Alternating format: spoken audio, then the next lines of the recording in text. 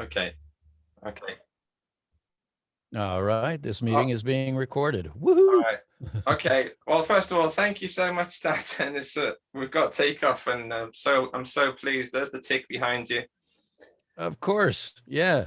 I got all my tick. There stuff. you go, Keen.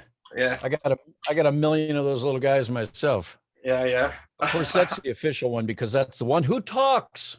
Yeah, that's it. I saw him yesterday on that Instagram chat that you did. His ass. Oh yeah, yeah, that's right. You were watching that, right? Yeah. And I pulled him down and I played his phrases. Yeah, he says Keen and spoon, of course, and ooh, gross. I am the tick. My favorite was evildoer beware. I don't know why, but my favorite was always when the tick versus El Cid, and he straps 2 pieces of corn to his head, and he says, "Come along, Earthy, we're on the march." Come along, Earthy. Yes. Yeah. I bought this in 1994, and I keep. Oh my gosh, really? That's one of the very first ones. Yeah. This is actually a Ben Edlund illustration. Yeah, right. Of course. Not for the cartoon, but the merchandise was so hard to get in the UK. Well, you couldn't get it. Just really difficult to get. You can see it on eBay now, but it was incredibly difficult to get. But I was a crazy fan for it at the time. Really? I remember. You mean for the show or for the merchandise? Well, I would have bought everything if I could have found it for the show. I remember when I was so it would have come on 93, I think it started. 90. Well, let me see. I got cast in 93, so it had to start in 94. 94, yeah. So it was on 94 through I think 97. We went 3 seasons. Right. So 94, 95, 95, 96, 96, 97, right. Okay. That's right.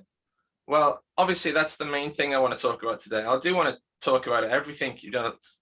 Researching your resume is mind-blowing because there's things on there that I thought that I love, but no one else would want to talk about, like the Pro Stars and things like that.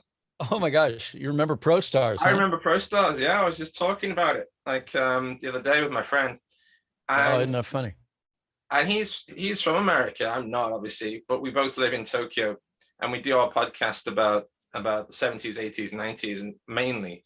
And so I'm give him like sort of do you remember this? Do you remember this? And he's into sports. I'm not, and he's never heard of it. And I said, "Oh, it was really good, actually. It was really quirky, and I loved it. They used to solve crime." You're talking about Pro Stars with their sports gadgets and things, and hockey pucks that turned into nets or something. I don't know. Right. That was I for some reason I always seem to end up playing characters that just do nothing but eat a lot. Yeah. Were you Wayne Gretzky? Wayne Gretzky. Yeah. Gretzky. Pro Stars. And he was hungry. And he was also the dude of the group, wasn't he? He was the dude of the group. Yeah. He was like the Michelangelo of the Michelangelo of the group. Yeah. Right. Yeah. Always hungry and kind of the spaced, well, not spaced out, but yeah, he was the dude, the party dude. Yeah. And you also supplied the voice of the cool spot, the 7-Up cool spot. I did, yes. Yeah.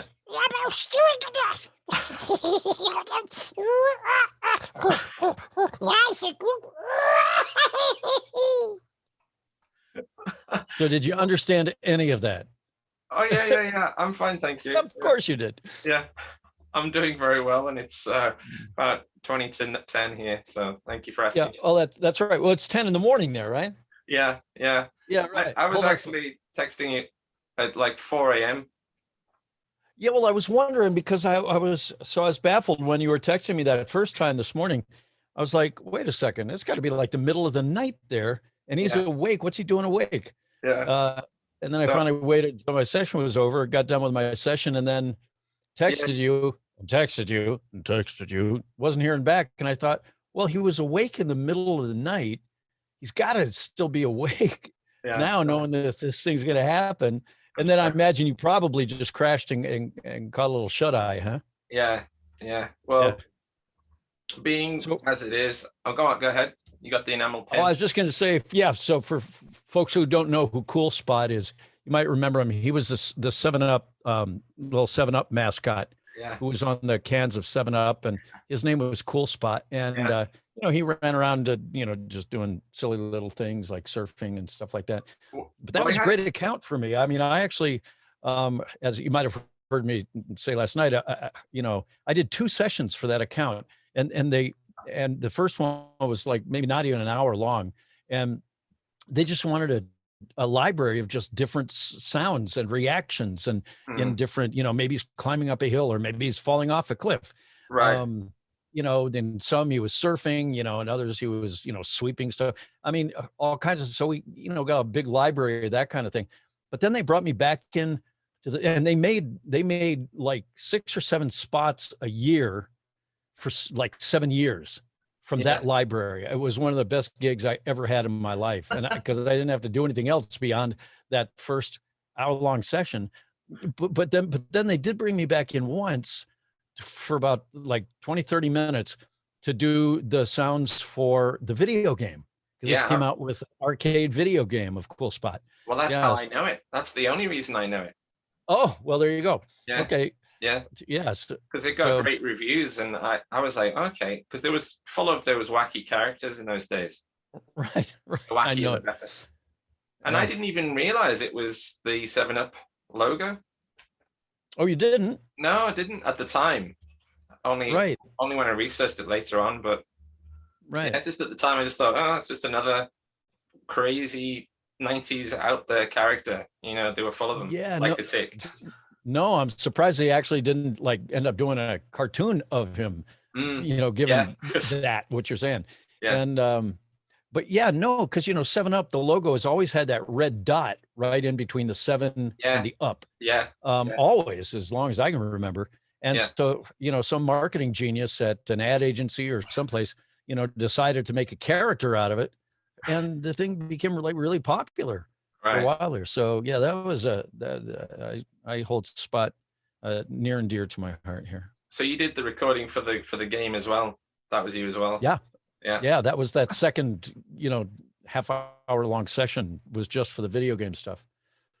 That's what I really love about listening to. Like, I've become obsessed with voice actors, and it's one of the most fascinating parts about voice acting is all these things that you'd never think of doing, you know. But it must be great that it's good that there's all these different types of gig out there. Different types of what? Gig. Job. Gigs, yeah. Oh, yeah. Well, that's what's so crazy about you know, I mean, I never planned on doing voiceover solely for a career. I got into it back when I was a DJ. I was a rock jock back in Cleveland, Ohio. I was on the radio there for about 10 years, from like 75 to 84. And it was there that I discovered, because I did a lot of theater. I was doing theater, and I was singing and modeling and doing everything I could think to do in the entertainment industry. I was on TV there. I was pulling the Ohio lottery numbers on TV every night for a year or so. And that's where I discovered voiceover, freelance voiceover, because the difference for me was that back then, being on the radio, I was not only on the air for 4 hours a day, but I was also the production director at a couple of the stations that I worked at. And what that means is that you're responsible for getting the commercials recorded for the radio station. Excuse me. Oh, I shouldn't have done that to you. It's okay. But yeah, so, you know, so it was our responsibility for taking the tapes that came in from national ad agencies with the national commercials on them and putting those onto carts so that we could play them on the air. But then we also had to record the local radio spots for the local advertisers.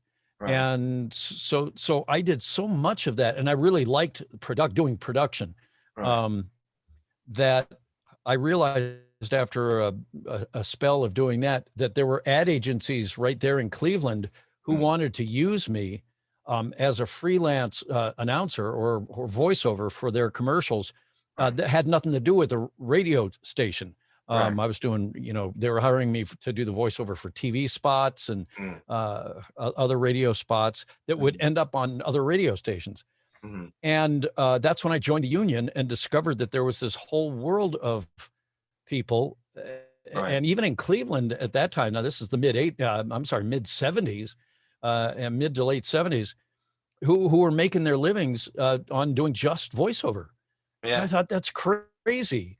Right. And so I started really kind of concentrating on that and taking a lot of my cues from the tapes that were coming into the radio station with the national announcers, the big guys like Casey Kasem and Danny Dark and these great announcers that had just these great voices. And so I was really listening to those and taking my cues from them. And after about 2 years or 3 years of doing my freelance voiceover work, I ended up making more money a year doing the freelance voiceover stuff than I was working 6 days a week at the radio station. It didn't make any sense to me. So I finally, in June of '84, quit my radio career to concentrate just on voiceover. Right. And then I got word from our landlord. We were renting a house back in Cleveland at that time. Got word from the landlord that he was selling the house, and we had to move by the end of September of that year. Now this is in June or maybe early July. And I thought, well, I don't have till September. I've got to get out before then because I've got 2 kids who are school age and I've got to get them settled someplace. Right. So I thought, since I have to make a physical move anyway, and I hate moving, and I just turned 30, and I'm doing this freelance voice stuff. I'm not in radio anymore. Right. I've got nothing tying me here to Cleveland anymore. I want to make a move either to New York or LA. Right. LA ended up getting the short straw. So here I am. Yeah. Right. And so I came out here with a good tape, a good demo tape, but with plans on being an on-camera actor. I never intended to just do voiceovers. I thought, well, I can do some voiceover work for sure, tide me over while I, try and get my theatrical on-camera career off the ground. But the voiceover thing just took off for me so fast. Yeah. And the on-camera stuff just wasn't. I mean, I got a few, small gigs here and there, but I just realized, wow, it's this voiceover stuff that I really do love. And the on-camera stuff, I mean, I did a lot of on-camera commercials for about 5 or 6 years. Then finally around 1990 or so, I quit even doing the on-camera commercial stuff and concentrated solely on the voiceover stuff. And it's just I've never looked back. It's been great. I've been very blessed, very fortunate. And well, that's the fascinating part for me, because of you. It seems to be the same story for that generation of voice actors, but nowadays, people just want to go straight into voice acting because they see how fun it is for you guys, and they grow up with these cartoons and what have you. But who was the first person that was, maybe you didn't even know at the time, but then turned out to be a legend, like Casey Kasem or Frank Welker or Rob Paulson or something, a fellow? What do you mean, who was the first? I mean, when you were starting really going into voice recording, right? Who was the first other voice actor that you met, that you became friends with? That I met? Yeah. Rob Paulson would be right at the top of the list. Yeah, Rob and Cam Clark. I actually met Cam before I met anybody else, because Cam and I, in the spring, in February, actually, of 1985. So I had been here about 5 months, maybe. Right. I was on a game show called Super Password as a contestant. Okay. And so was Cam. And we were on the same week. And the way they work it in game shows is that they bundle you together with all the contestants who are going to be on during that week. And you guys all rehearse together and train together, so to speak, because they put you through, kind of through the paces for what's going to happen when you're on the air. Right. And so Cam and I were in the same group. That's where we met.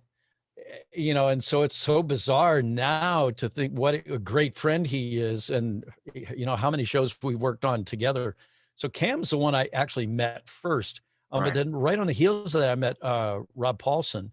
And of course, Robbie's gone on to be Rob Paulson, there's no escaping him, and nor there should be. Nor should there be. There you go. Yeah. So I met a couple of young guys who, as a matter of fact, I'll tell you, when I first came to town, I knew one person here, and she was a gal that I had done some theater with back in Cleveland, and she and her husband got me an interview over at, she was with one agent and he was with a different agency. So I got this interview over at his agency first, and the gal over there, the agency is called SPV, and Rita Venari was the voiceover agent there. And she was so gracious and so kind and complimentary, and said, I'd love to represent you. However, I happen to have a couple of guys who are very much like you, and I don't think it would be fair to them. And I thought, well, that's cool. Yeah. I'd want an agent who would say that. And it turned out that the guys she was talking about were Rob and Cam. Oh, I see. So she repped them back then. And so I ended up not being with that agency because she already had Rob Paulson and Cam Clark. So I met them early on, and it was that back in those days, voiceover was really fun. And I'm not saying it's not fun now. It's just such a different business now. It looks nothing like it did back in the mid 80s, and through the 90s, because back in those days, we actually went into our agents' offices and auditioned. We actually saw each other, at auditions around town. We'd go to ad agencies, we'd go to casting places, and you'd run into your pals. And it was such a small community back then. You always knew who your competition was going to be, back in those days, I think of it as being competable. It was a competable business back then. Anybody could come in town and actually have a chance to compete. Because it was a relatively small talent pool, and you had to be here. There was no internet. There was no, nobody had home computers back then. And so it was really a face-to-face, personable sociable business, And I know that that's largely what we all kind of relied on, was this ability to be able to get to know the producers, get to know the writers, get to know the people at the ad agencies, get to know the people at the recording studios, whether they were the receptionists or the gophers or the audio guys themselves.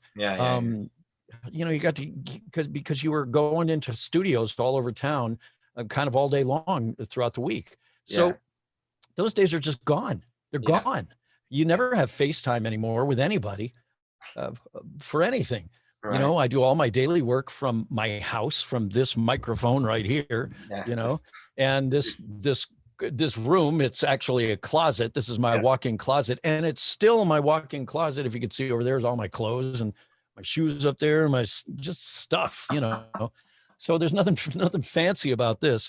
But I do have a decent audio signal chain. And gosh, when I was back on NBC, I was doing some of my work from here at home. When I was doing ABC, same thing, Fox, same thing. Because I got into promos back in 1993 and started doing comedy promos for these networks. And, but now everybody just works from home, and everybody's got a home computer, and everybody's got, high-speed internet, and everybody's can get a decent microphone, decent pair of headphones, and you're in business. So and there's the internet now. So now which we didn't have back then. The entire English-speaking world. What's that? You have the entire English-speaking world to compete with now. Exactly. And the thing is, not there's anything wrong with it, but now with the internet and social media and such, and Comic-Cons, people now, voiceover has become a thing. It didn't used to be a thing. It used to be this sort of bastard child of the entertainment industry that nobody wanted to do, except those of us who were doing it that knew that it was, Hollywood's best kept secret. But now it's like everybody, TV stars, movie stars, everybody wants to do it. Let alone the rest of, like you said, the English speaking world who's got a laptop, a mic, and a pair of headphones. it's just such a different world now. So I am really thankful for having been active, or as active as I used to be, back in the second half of the 80s, all through the 90s and the 2000s. It started to kind of taper off there, but that's the thing. But very grateful for the career that I've had. Yeah. But I mean, you got in at that generation, and that'll never happen again. Look, it won't. It will never look the same way, and that's a shame, I think. But we'll never be playing vinyl on the radio anymore. Right. I was the end of that era too. Just as they were transitioning into playing CDs on the air, and then now it's just all it's all just straight out of the computer. Well, but there's plenty of people like me that still listen to vinyl at home. So at home, but you won't find DJs spinning 45s in the radio studio any longer. More fool them though. More fool them. Yeah.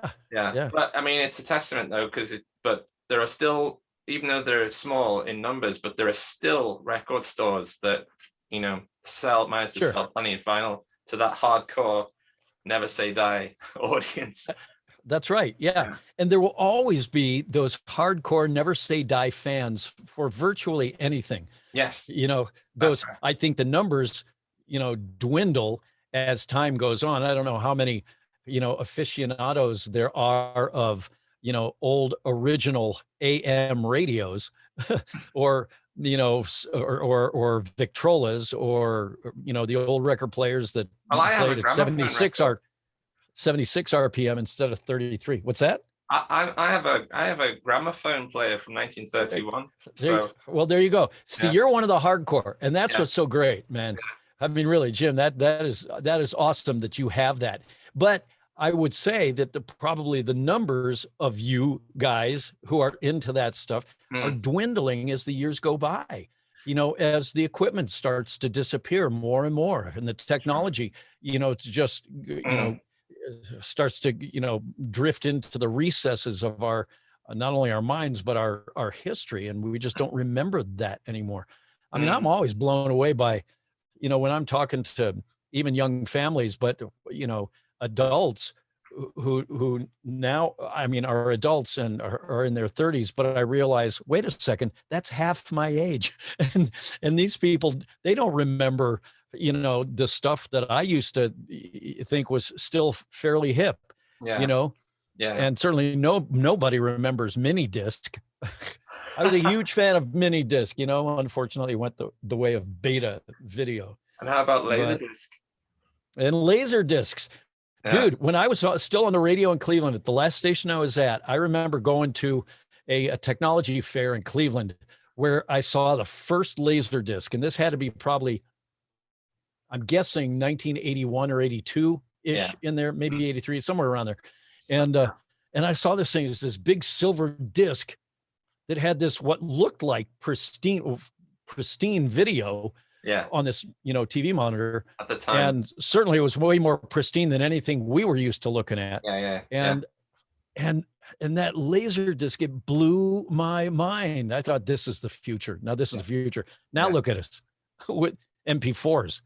You're lucky if you can find a disc.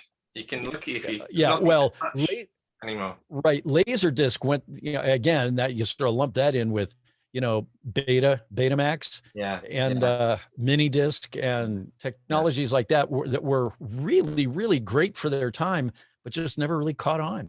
No, egged out by the competition. Yeah. I actually bought my first Laserdisc player last year. Oh no, this year, in fact, the beginning. Did you really? Oh man, that's great. Player. And I got a Laserdisc player and a VHS deck during the lockdown. And I was like, well, I'm here now, so I'm all about the past. So I'm a historian of stuff, and I want to check out stuff like right. For example, the Marx Brothers or Jim Henson or something. And there's like Jim Henson productions that are only available on Laserdisc. So there's he did loads of stuff for TV. Like little TV spots, like little 30-minute short films. and stuff, and stuff that, you know, they're going further and further into oblivion, as you said. But and it was never transferred to. Well, you see, Disney bought videotape or to computer. Well, no.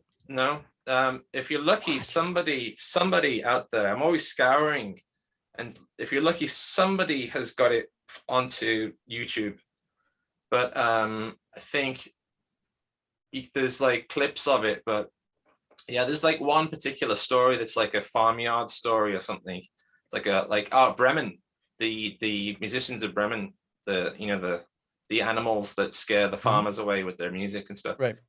So he did a 30-minute version of that, and there's this lovely, beautiful artwork laserdisc thing, and it costs about $100 or something to get, because it's just that's it. That's all there is now.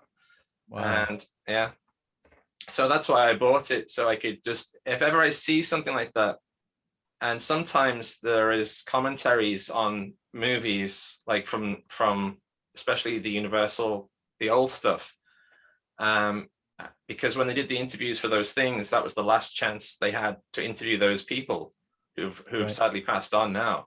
But those commentaries are sort of caught up in copyright limbo, and so they just remain there.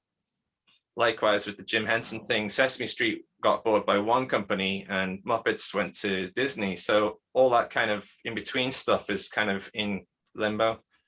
So you'll never see it. I'll tell you, well, I mean, Disney's a great company, but when it comes to like copyright stuff and stuff like that, they're a tough company to deal with. You know, but I think they got the rights to the Tick DVDs. Do they? To release the Tick on DVD, and they released. You know, we did 3 seasons of the cartoon show, but they only released seasons 1 and 2.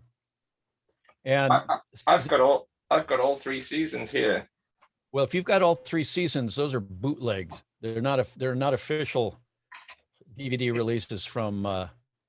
Well, I bought this in the UK, and in the UK they were released in the early 2000s, I think. Under a company called Jetix. Okay. And they're officially bought. They've got barcodes and things on the back, and well, I see that. Well, here in the States, you couldn't buy season 3 because Disney never released it. And let me ask you this: look at season. You know, I'm just guessing here because I haven't watched all the episodes. No, and I don't remember what season. I understand that. I understand. But I think it's season 2. So check this. See if there's an episode on there. Okay. That's called Tick versus the Mole Men. I just watched it yesterday. Oh, you did? Yeah. All right. Hey, I'm Mole Man Bob on that. And you know who the Mole King is on that is Dan Castellaneta, Homer Simpson. Yeah, because the cast, I've noticed the cast is longer on some than others, and I'll come back to that. But yeah. Okay. So anyway, so what season was that? Tick versus the Mole Men. Tick versus the Mole Men was, I believe, was it 2 or 3? It was, well, according to, I'm not sure whether they rearranged it for the UK, because I do know that the way the BBC released it is different to the way Nickelodeon released it. Because Nickelodeon didn't have anything to do with it. Was it? Oh, what was the other? It was Fox. Fox Kids is Fox who aired Kids. It here in the States. Right, Once it left the States, I don't know who aired it. So you say it was on the BBC over in the UK? Well, I saw it on the BBC. I didn't have cable at that point. I just got it 2 years too late. But at that point, I only had BBC, and it was shown on the BBC about 7 p.m. And I think we only got season 1 and 2, and it drove me nuts that there was a season 3 and I couldn't watch it.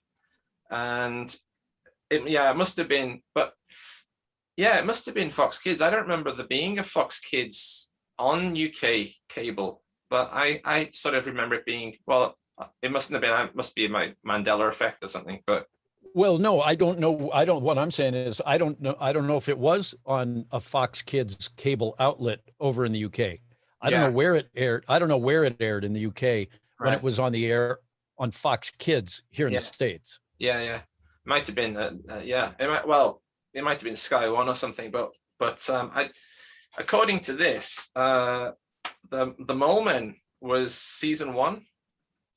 Of course, the one season I didn't guess right.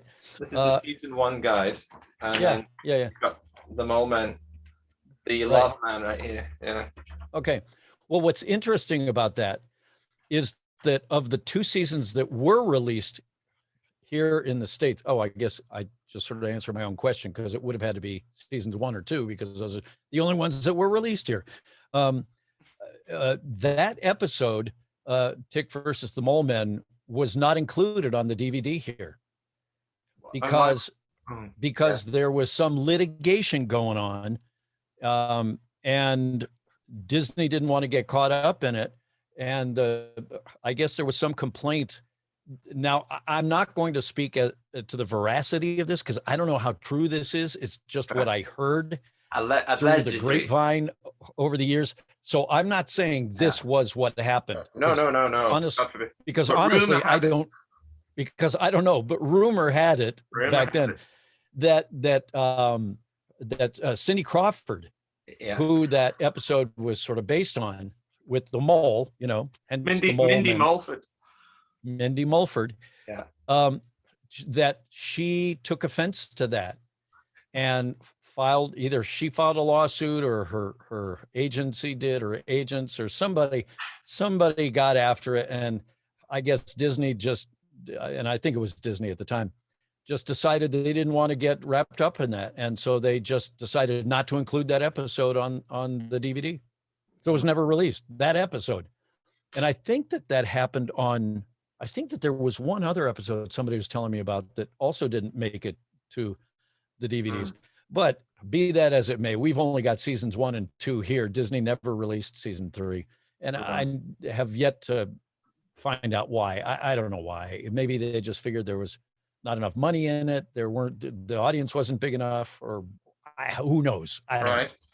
But so do you not get a dividend of this release of the European? No, I haven't seen Tick residuals in ages. Now maybe I think I might have seen a little DVD something a couple of months ago that would have amounted, if it amounted to $10, it was a lot, and that's for all the episodes. I'm not talking just for one episode. I mean, it was 19 cents here, 11 cents there, all of them.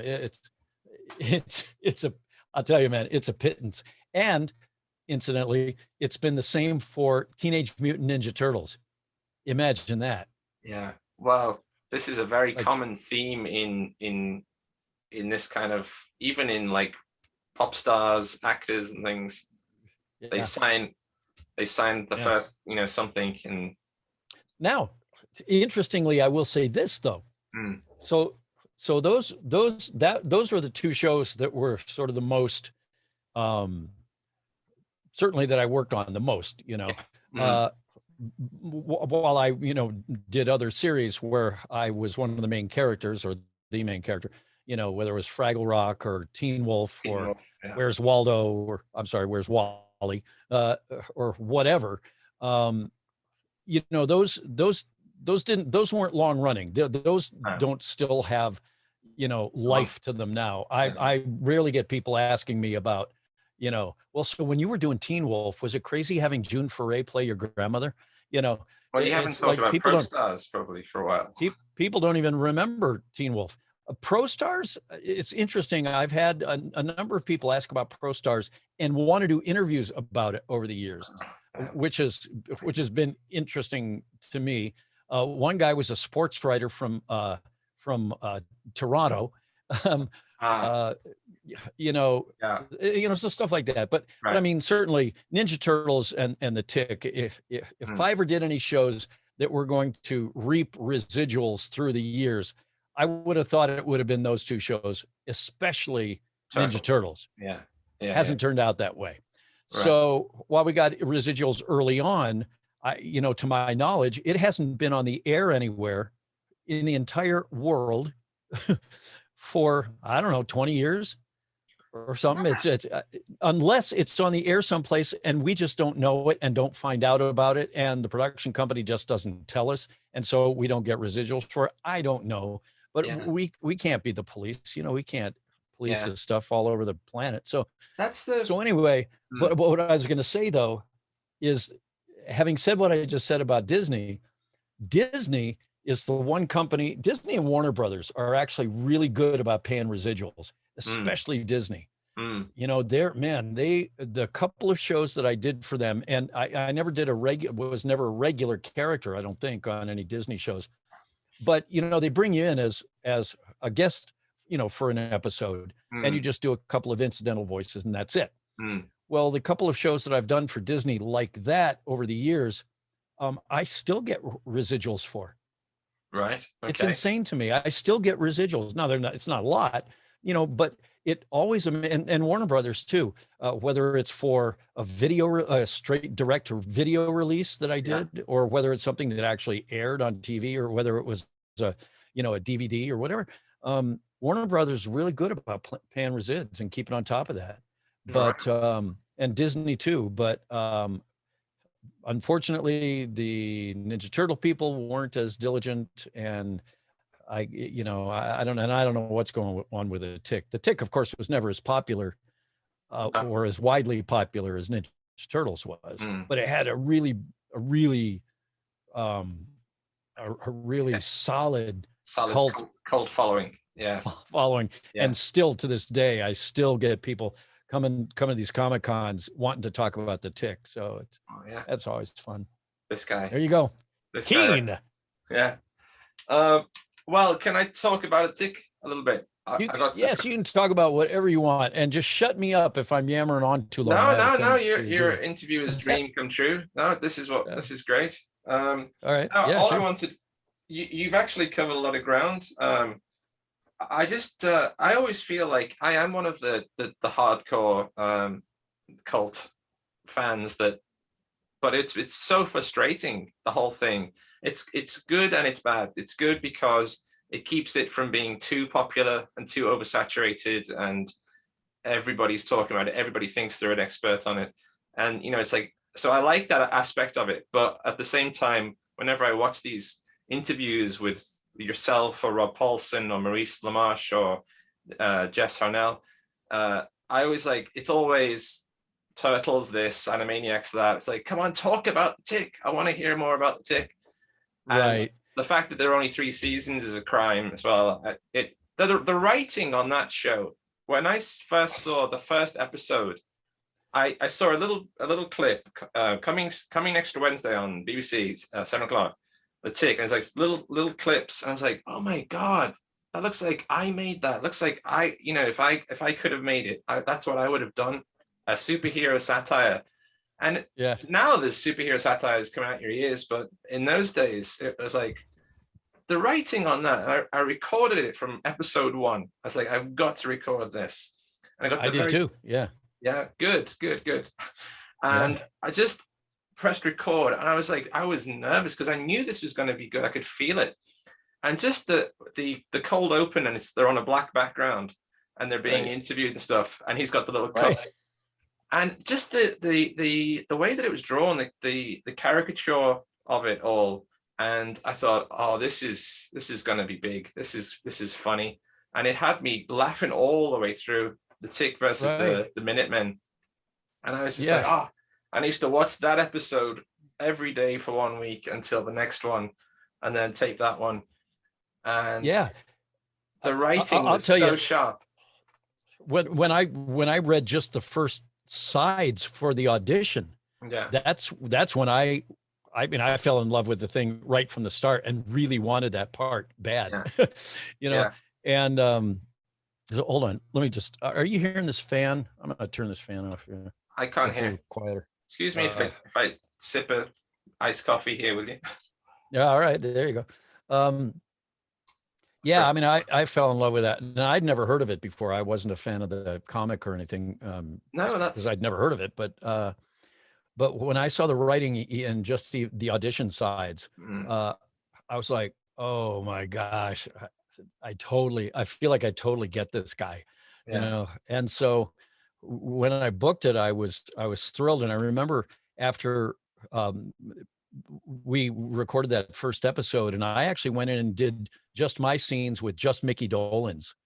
And, I mean, that was a surreal moment for me because I was such a huge Monkees fan growing up. You know, the 12-year-old in me was just freaking out doing that first session, you know, because it was so bizarre thinking that here I'm the superhero in this thing, and Mickey's my sidekick.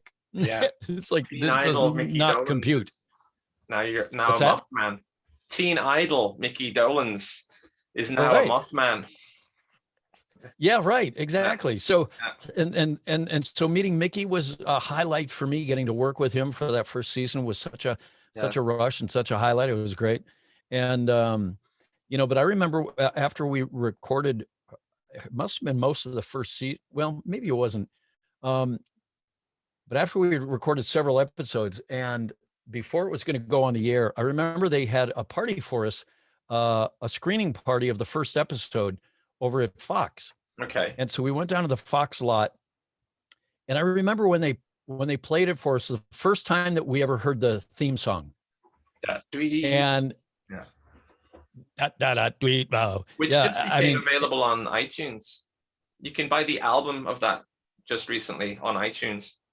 Oh, you're kidding! Of the theme song? The album, or all the incidental music? The whole lot. There's even a remix. Yeah. Is that the one where he's got milk mustache? Is that the remix? Is that's the last track? Yeah. He sent me all those tracks about 2 years ago. What was I got the composer? Who made that music? I'm trying to think. His name's escaping me right now, and it shouldn't because I love this guy and I'm getting old. Oh gosh. I can have a look. Yeah. Check it out real quick. I mean, I could look it up too, but at any rate, I ran into him at Comic-Con down in San Diego. Okay. And I was in the New England Comics booth, which is the company that put out the Tick comic book. And so I was signing autographs and stuff, and he comes up and introduces himself. And I'm like, no way, because I was such a fan of all the incidental music on top of the theme song, of course. Yeah. And so he told me back then, he said, dude, I'm working on this project and I want to send it to you. So he emailed me one day and he said, here's what I'm working on.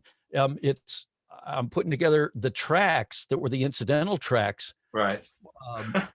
Or all the episodes, and I want to release it as an album. And I put together this mashup. Doug Katsaros? Oh, Doug Katsaros. Yeah. Katsaros. Yeah. What a brilliant guy. And what a great composer. I mean, if you looked him up online and saw the kind of music that he does, right. This is not, well, at least back when I checked him out a couple of years ago, what he did on the Tick was not indicative of the kind of music he typically does. I mean, this guy's a full-on composer. Right. And I was just blown away by his talent. But yeah, Doug, when I met him at Comic-Con that year, it was like, it was such a rush for me because I thought, man, this is great. I mean, dude, you were there right in the very beginning, you know, so that was a blast meeting him. But that day that we got to go down to Fox and see the first episode when they first started airing it, and that, you know, the beep of the alarm clock came on and then the music kicks in, I was mesmerized looking at this, taken by this music and this whole opening sequence that when it got into the episode itself, I was like, this is so crazy. This is surreal to me. I'm watching this show and that's me there. And that's Mickey Dolenz up there. And he's sitting next to me here. And I'm like, oh my gosh, I hope this thing is huge. And I think the only reason it wasn't huge or huger, and didn't have more life to it, Mm. is because I think Fox made a big mistake by putting it on Saturday mornings. They were trying to market it as a kids Yes. show, and it Yes. was on the block on Saturday mornings called Fox Kids. Yes. And they shouldn't have done that. I think they should have put it up with The Simpsons That's on right. Sunday evenings, you know, Yeah. and tied it in to that kind of audience, because that's the audience that to this day I still hear from, is Yeah. guys who were in their in college when Yeah. it first came out, who were in Yeah. college in 1994 and 95. Those are the guys I hear the most from, who just I mean, that was the audience. Yeah. And Fox just missed that. Yeah. No, I couldn't trying believe that. Yeah. Trying to market it to 8-year-olds. It was just Well, the not BBC right. did the right thing by putting it on 7 o'clock. Yeah. They had it Yeah, on there you 7 go. o'clock, and that's And what. I didn't know it was on 7 p.m. on Yeah. on the Beeb. Yeah. On the beep. Yeah. On the Beeb. Yeah. So, What type of music does Doug usually make? Like, well, I can't tell you what kind of music he typically makes. What I found and what he was working on at that time when I was looking into it is he was doing these big orchestral scores. I want to say, if I remember correctly, for a 4th of July. Like if you watch, well, you're not from the States, so you wouldn't see it, but like from Washington, D.C. on the 4th of July, the big fireworks extravaganza, you know, and they've got this orchestral music that is just when the fireworks are going off. It was that kind of stuff. It was orchestral stuff, yeah. you know. Yeah, I can imagine. But he also, you know, he does all kinds and all genres of music, I'm sure. Well, it's a great theme tune. Yeah, Doug Katsaros. Yeah, check that cat out. Go to his webpage, man. I will. He's great. And thanks for telling me about the fact that it's available on iTunes, because although I already have probably most of the tracks, I'm guessing that's what he sent me. But that was a couple of years ago. This may be, and I would love to get an official copy of it anyway, and see, you know, at least 11 cents of that go to Doug. Yeah, that's right. Brother. Well, I just typed it in by chance. I was just out of interest, I thought, I wonder what would come up if I typed in the Tick into iTunes Store. And there's an entire album, and it just came out this year. Great. So I just bought that straight away. Well, I'm going to do the same thing. I can't believe that, but that's a good thing. So you mentioned, that's great. You mentioned Cam Clark, and he did Deflator Mouse. Deflator Mouse, yeah. Deflator Mouse, yeah. Deflator Mouse, yeah.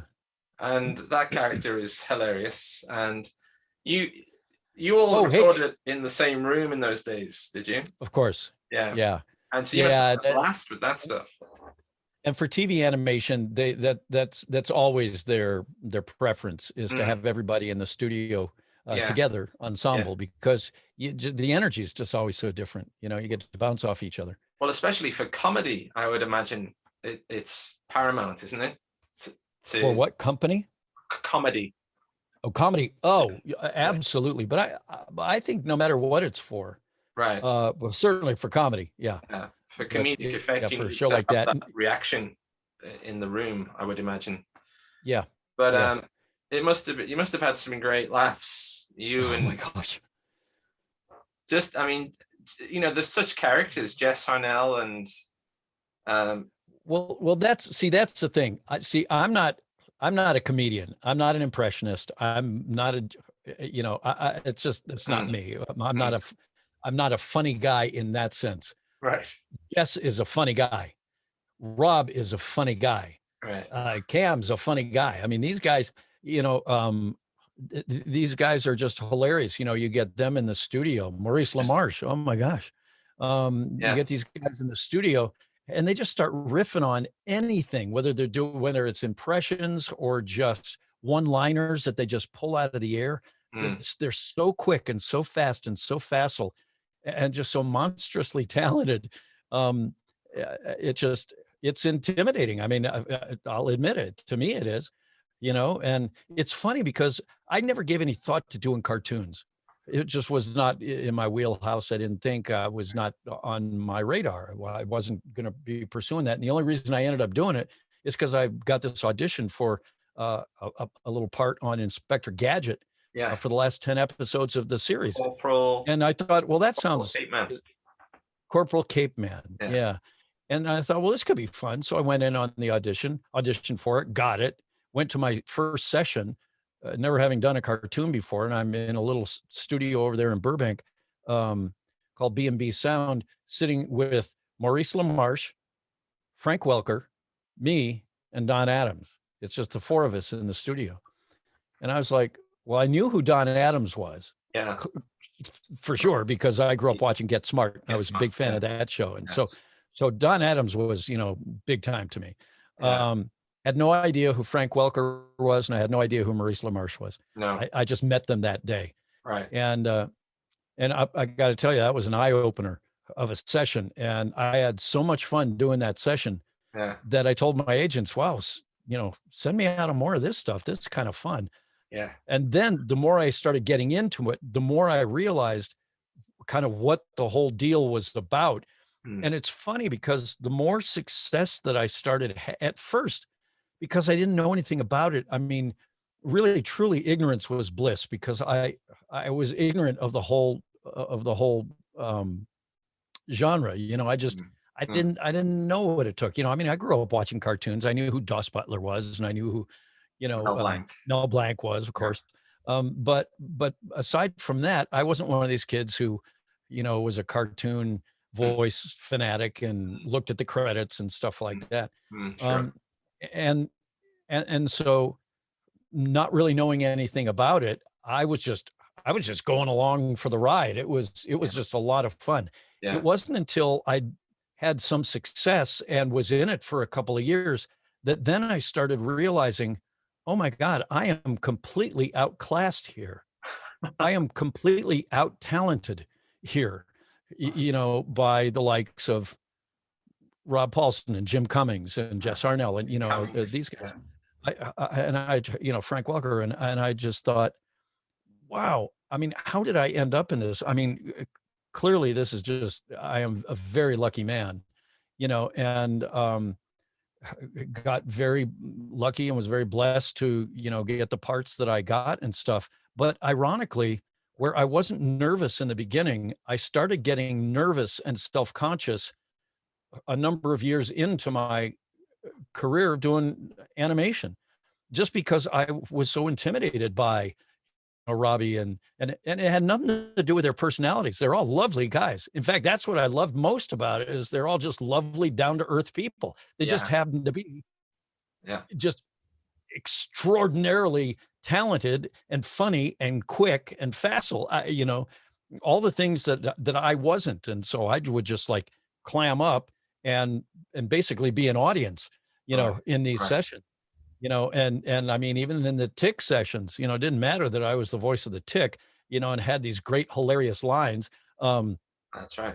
It was still, for me, it was about watching Rob and watching Jess and watching Mo, and Cam, to have these guys on the Tick, when they were also doing, all the other work that they were doing, I felt like it was a real honor, to be doing a show with these guys. Yeah. So, yeah. Well, it's funny that you say that you're not a funny man per se, but the Tick had some of the best lines that could match any Simpsons line or Homer Simpson. But I didn't write them. No, that's true. I just read them. And it was the brilliance of the writing. Now, I will say that and don't ask me even why, but there was an understanding that I had of, or what I felt like I had of the Tick, that somehow the lines made perfect sense to me, as hilarious and as wacky and out there as they were. Right. That's what made them so funny to me. Right. So it's like I understood the Tick. I understood Michelangelo. I understood these guys. Yeah. I guess that's where I don't know if it's maybe a sense of humor or what, or just, that's where my silliness can come out, but I'm not a guy of a million voices. I'm not an impressionist at all, and that's very often what makes these other guys so hilarious, because, Mo or Jess Arnell, they'll pull an impression out of the air and do it even for a little incidental character that's got 2 lines. Yeah. And it has you howling. Pat Fraley would do that to me on Ninja Turtles. I mean, yeah, these guys, they've always just amazed me and continue to amaze me still. Right. Did you play any, apart from Bob the Mole Man, what other peripheral characters did you voice in the Tick? Do you remember at all? Yes, I was the man-eating cow. I think I had one line in one episode, and it was, I just saw that yesterday too.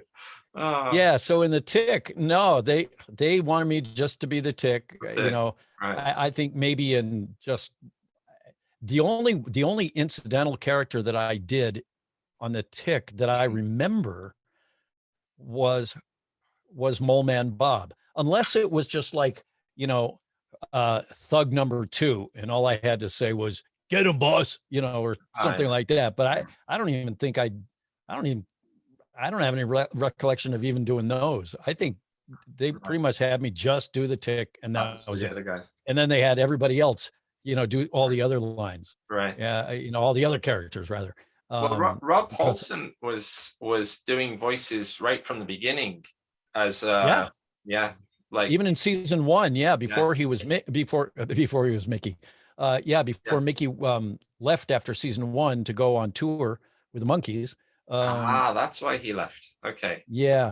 I was. Yeah, and he very much wanted to stay on the show. I talked to Mickey actually just a couple of years ago, and he allowed us. How he was really bummed to lose that part, because he thought that they would be able to pick him up wild when he got back off tour, because the episodes wouldn't be out then, and he could just dummy his lines in, right, or do what they call ADR, right. And but they, for whatever reason, they didn't want to wait for him and do it that way. They just decided to recast him, and thank God, if they were going to recast him, at least they recast him with the best out there. So it was a joy to have Rob as Arthur for seasons 2 and 3. But Robbie was working, doing he was really sort of part of the ensemble. He and Cam was, because he was Deflator Mouse. But Rob was doing some great characters like Brainchild and Cape Chameleon.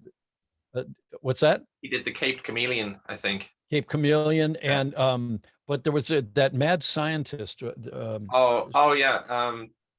Professor Mainbrain or something like that, or something brain. Right. Well, Brainchild was that was a whole different thing. But then there was this professor, with it was like mad professor with the glasses, and it was like a parody of Dr. Strangelove, the same voice. Yes.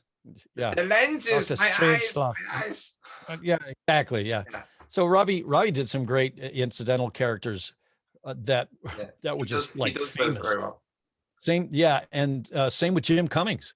Had some great characters on the Tick. Yeah, I forgot he was on the Tick. He was Thracker Zog on the Tick versus the it was the Uncommon Cold, or the Common Good.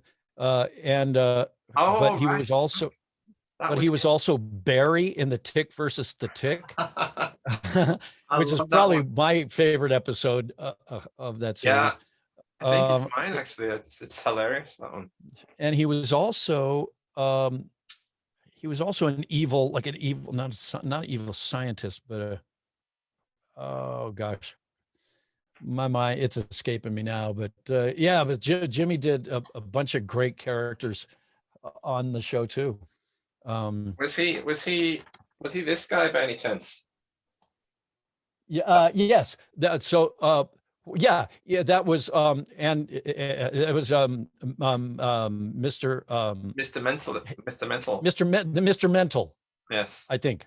Yes, and something like that. Not Mr. Mentalist. I think it was Mr. Mental, wasn't it? Mr. Mental. Mm-hmm. Yeah, and his, I think, as an assistant, his female assistant's name was Minda. Minder or Linda or something like that. Minder, probably. Yeah, Minder sounds right. Yeah. Anyway, yes. So that was Jimmy too. Yeah. He did a bunch of great characters on the series. Yeah.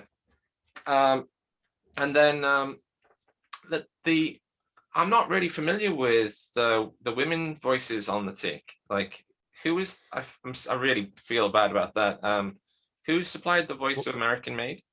Okay, that was Kay Lenz. Kay, that's it. Yep, she's an actress, on-camera actress, theatrical actress here in town, Okay. and she was cast in that. And that's the only time I ever had a chance to work with her, but she was terrific. Right. It was Kay Lenz. And then there was one more. There was one more woman working on it. They were like a mainstay. I can't remember who it was. Or was there? Maybe I'm. Kay was the main one because she was American Made, and she was in. But there most was of the like episodes. Arthur's sister, Dot. Oh, right, of course, and that was Dot. Yeah. And that was a gal named Kimmy Robertson. And Kimmy was great. As that I get a chance to work with Kimmy every so often on a radio drama I do called Adventures in Odyssey. All right. Okay. Right. And Kimmy was on that. But yeah, Kimmy was the voice of Dot, Arthur's sister. Yeah. Yeah. And that, I'm going to go back to, one thing real quick. You were talking about the first time that you saw the Tick, and it came up with that cold open and the black background and the interview. And that's Cam doing the voice of the interviewer. All right. Okay. I don't really know that much about Cam Clark compared to the rest of you guys. What is he mainly known for? Cam's done a lot of shows. He was on Denver, The Last Dinosaur. He was, I'm trying to think, of course, Ninja Turtles and the Tick are the two shows that I worked with him the most on.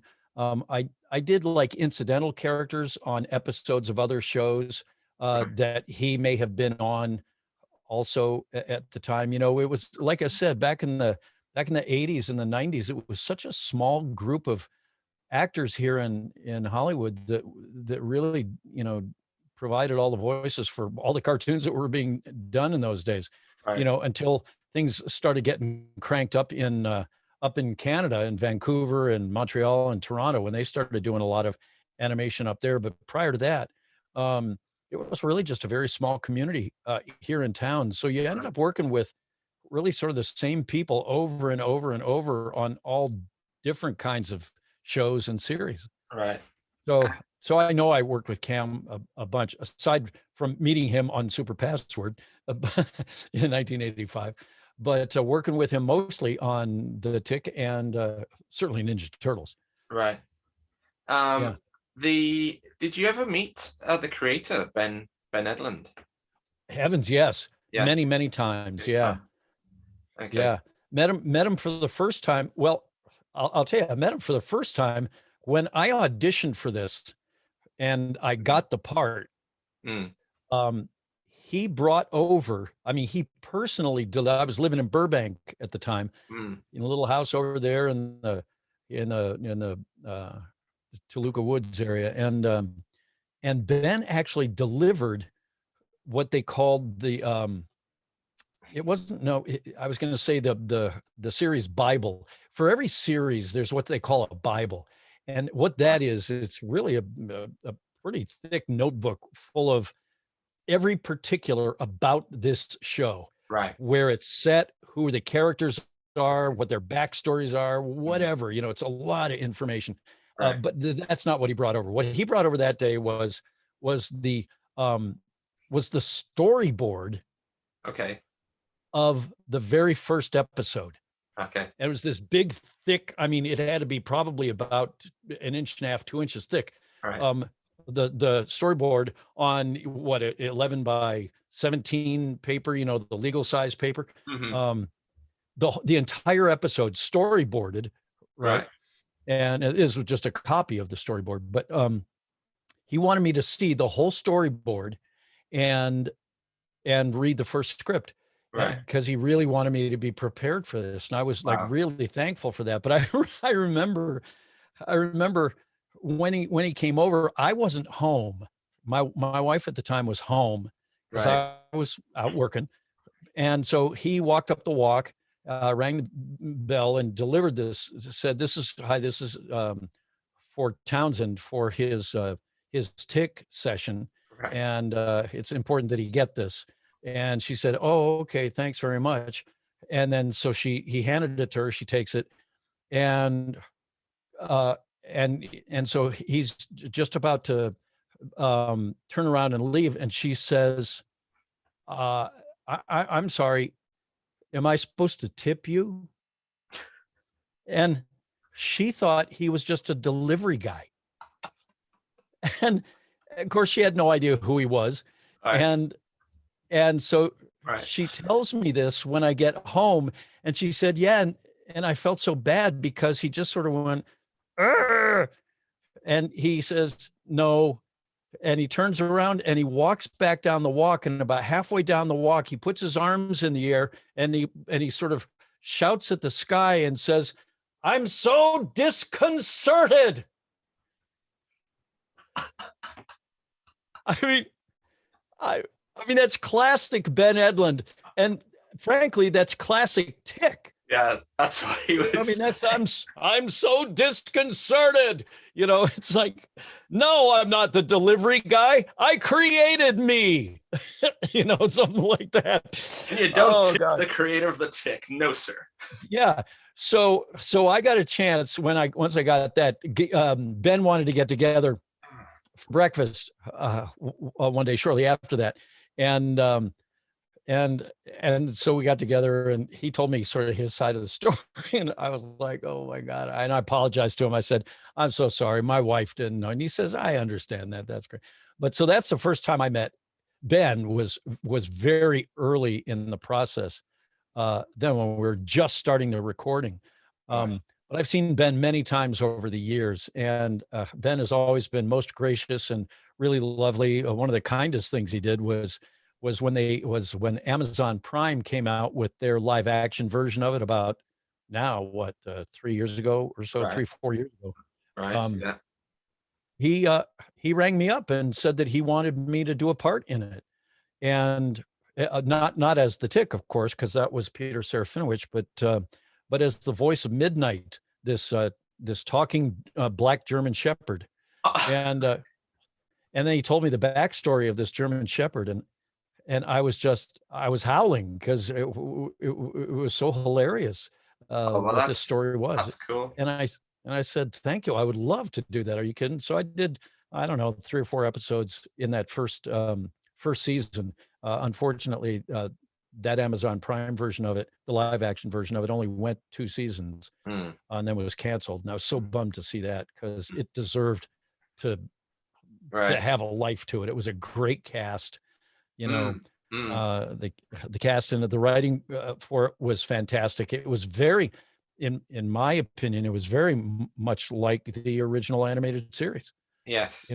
I think more so than the first live action series that came out in whenever 97 or 98 or 99. Probably 97. Yeah. Whenever that was, the one with Patrick Warburton. Yeah. Which I watched and I enjoyed too, but it was such a departure from the animated series to me. That's right. But when they did this second live action series on Amazon Prime, when I watched the pilot of it, I was like, holy cow, it is so much like the animated version. They even used some of the lines from our animated show. Right. It was crazy. So I just couldn't understand how quickly things processed with the Tick. Like Ben Edlund's comic came out in 93. And it just not 93. No? It had to be 83. Oh, was it? Was it really? 80 or 80. That soon? Or 84. I want to say it was around that. Maybe it was a little later than that, but it was in the 80s. I'm almost positive. Really? Because, okay. Well, so wait a second. So I auditioned for it in August of 1993. Right. And I I want to say, maybe I'm getting this way wrong. I'm sorry. And for any of you watching who I've completely butchered this for, forgive me. But see, because the Teenage Mutant Ninja Turtle cartoon not cartoon, the comic came out in 84. That was 84 for certain. That was 84 for sure. Yeah. And then maybe, but I thought it was maybe the late 80s that I thought Ben's cartoon came out, but maybe not. Maybe it was the early 90s that his came out. I think so. Well, I'll double check, but well, you know what? You got me curious. I'm gonna look right now. The thing. Oh no, you're right. 1986. Hold on while we do our research. Well, I've got it here. It says the Tick is a fictional superhero created in 1986 as a newsletter mascot for the New England comics chain. But I have a feeling that the actual... that's got to be a typo, because I auditioned for it in 1993. So right, but our show went on the air in 94. So so the comic did not come after. I don't think the...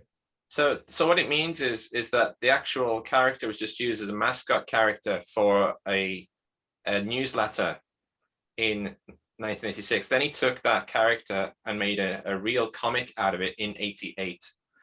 88. Okay, there you go. 88, and then in 1994.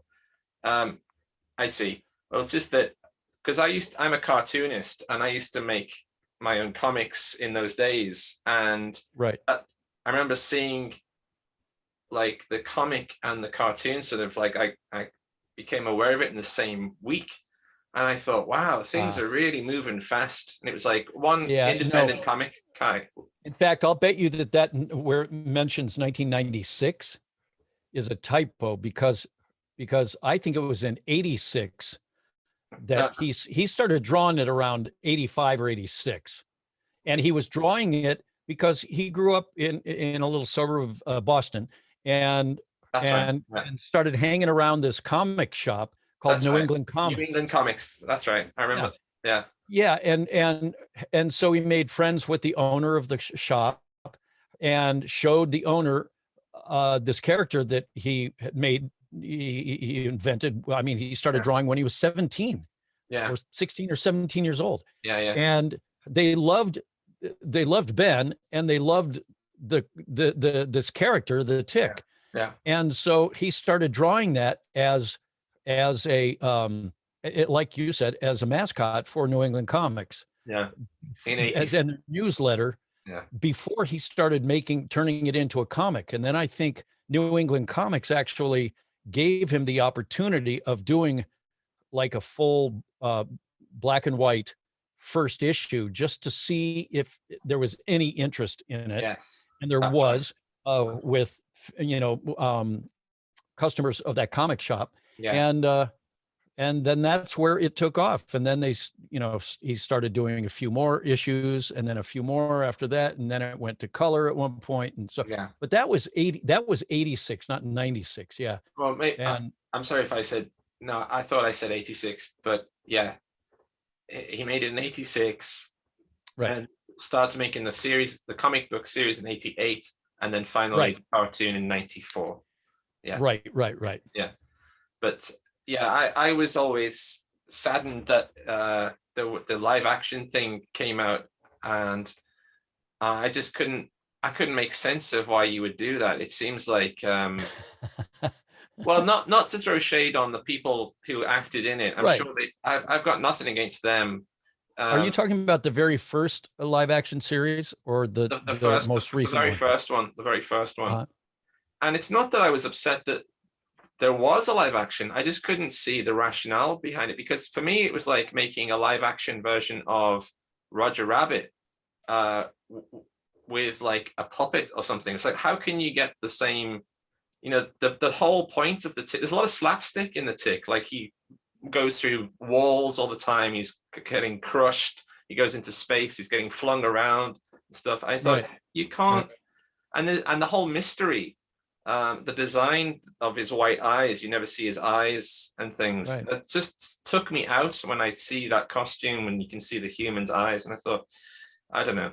It's like doing a live action version of The Mask minus the special effects or something. It's like, right. Yeah, I see what you're saying. I remember when I heard that they were going to be doing a live action version of it, and I thought, wow, that's going to be interesting. How are they going to pull that off? I thought that maybe, because by that time, they, of course, had done live action versions of the Ninja Turtles, and these guys were in suits and stuff. And I right. thought, are they going to have a guy in a suit for the Tick, or are they going to somehow try and CGI it? And back in those days, I don't think CGI was at a place where they probably could have not really pulled it off well, with the live action actors as well.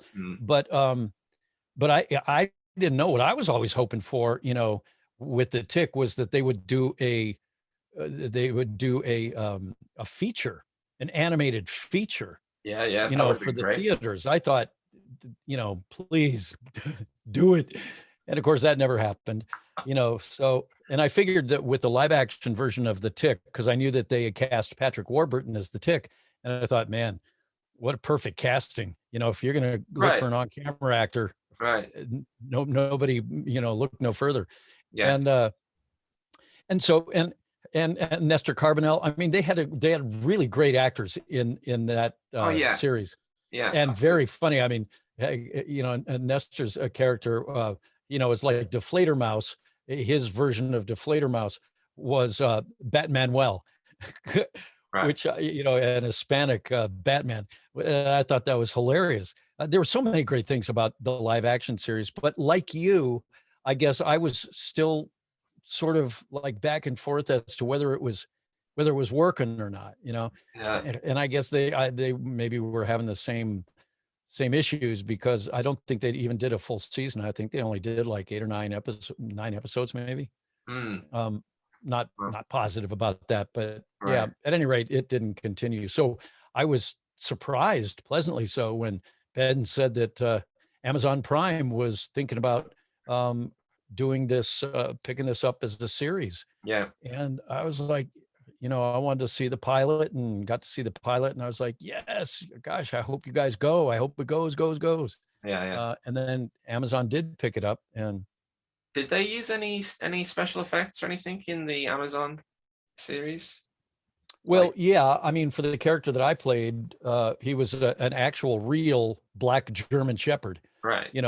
And so to get the mouth movements to match my dialogue and stuff, I had to match the lip flap of the dog. Oh, right. So you didn't wear the mocap stuff? No, I didn't. No, because what they did was if I remember correctly, and gosh, I am getting just way too old. When I went in the studio and I was doing ADR, and I was watching the scenes with the dog, and I don't remember whether they had the. Oh, Townsend, you still there? A beat in each scene. They'd already filmed that stuff, right? But they hadn't done the special effects on his mouth yet, and so they did that after I did my dialogue to match my dialogue. Right. Okay. Yeah. Well, so yes, they did some special effects. Okay. Right. Certainly. Well, before we go, Maurice Lamarche, I got to hear a little bit about Maurice Lamarche, and what characters did he play on the Tick? On the Tick? Oh, are you kidding? He was the Midnight Bomber. What bombs at midnight? That's him. That is Mo. Yeah, baby, yeah. Yeah, baby, yeah. Yeah, he was. Yeah. Oh man, Mo is hilarious. That episode is cram packed with gags. That it sure is, and he's actually in a couple episodes as Midnight Bomber. I had no idea. I can't believe what bomb. Yeah, that's Mo. Well, and I'm sure Mo did other characters. It's just that I can't think of them, because all I think of is Midnight Bomber. What bombs at midnight? I just remembered a question I want to ask you. So when I was a kid, and as a cartoonist, I was looking out for all these funny satirical cartoons, and every time I'd always look out for the director, and everything that made me laugh a lot. And I'd look at the end. There was this one name that united them all. And I'd look at the end of Tiny Toon Adventures, and always the best ones, because there was a lot of different art styles on that show. And they used to hand over the director chair to many people. But I could always tell when there was this one in particular that was particularly funny, particularly well animated, and it was Art Vitello. And Art Vitello, and I noticed that he's the guy that does the Tick. Did you get a chance to meet him? And what type of guy is he? What is he like in real life? Art was a very, very funny, very good producer, and director. Yeah, and came to he worked on the Tick, not all 3 seasons. I want to say he was on maybe 2, like seasons 1 and 2, and then it was somebody else after him or before him. I don't remember, but yeah, I've worked with Art, and Art was terrific. And one of the things that I always remember about Art is that we discovered, I forget how we even discovered, we were talking one day and we discovered that we were both huge fans of the Firesign Theater. Okay. And I know where it came from, because we had Phil Proctor, who was one of the 4 guys in Firesign Theater. Now, if you've never heard of, do you know who I'm talking about? Who Firesign Theater is? I know it through proxy, like it's this type of armchair next to the. Is that right? Okay. Or am I thinking of something else? No, you're thinking of something completely different. Yeah. Firesign Theater was a group of 4 guys back in the 60s and 70s. Right. Who were improv comedians and writers, actors, these 4 guys. Okay. And it's Peter Bergman, Phil Proctor, Phil Austin, and here I'm showing my age again. And David Osman. And so these 4 guys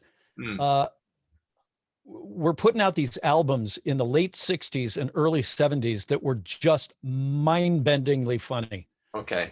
You must go search them out. They're called the Firesign, not Fireside.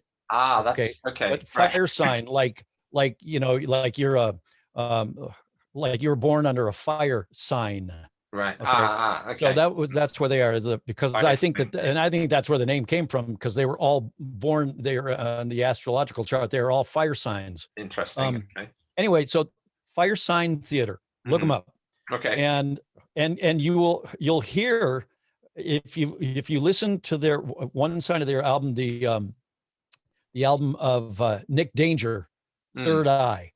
Okay. It's a whole spoof on detective mysteries, and it's this private eye named Nick Danger, right? And Phil Austin does the voice of Nick Danger. Well, when I was like in 10th grade or 11th grade, the big thing in high school was to get this album and to like memorize the whole Nick Danger bit. It's like 25 minutes long, this thing, and to memorize the whole thing and to try and do the voices, try and mimic the voices as best you could. So everybody in high school, I went to a private boys high school, so every guy in my grade at high school was doing this damn album. Right. It was hilarious. But largely my version of the Tick, or my take on the Tick, is drawn from what Phil Austin did as Nick Danger. Right. So there's Nick Danger in there. There's a little Gary Owens, and a little let me see, who else was there? It was like Gary Owens and Phil as Nick Danger, and like Ted Baxter, Ted Knight from the Mary Tyler Moore Show, who I'm sure that's a show you probably never saw, but anyway, I've seen a little bit. Okay, so Ted Knight is such a hilarious comic actor, and so these guys, between Ted Knight and Gary Owens, who is just a great announcer with a hilarious sense of humor, and Phil Austin as Nick Danger, is really those 3 influences are what were sort of the amalgamation for me of the Tick. Okay, but you got to go listen to some of these albums from Fireside Theater. Sounds because good. they're hilarious. And especially listen to start with Nick, the further adventures of Nick Danger, Third Eye. Okay. And sounds right up my street. So anyway, I was a huge fan of Fireside Theater when I was in high school, right? Right. But 2 years later now, when I move out here to Hollywood at the age of 30 in 1984. Right. And maybe in my first year here, I'm starting to do like a lot of voiceover work and getting this freelance voice stuff going out here. Right. And I booked a commercial with, it was a commercial, I think it was for like Pepsi or something, a radio commercial over at LA Studios. And I meet this guy, and it's just with one other guy, and he introduces himself as Phillip. Right. And I, and he's an older, little older, guy, older than me, by probably 15 years. Sure. And so I introduced myself, and he was very pleasant. And I said, and what's your name again? He said, Phillip Proctor. And I said, gosh, that sounds so familiar. Why? And he even looked familiar to me because I was one of these kids that would just like memorize liner notes on LPs, on albums, right.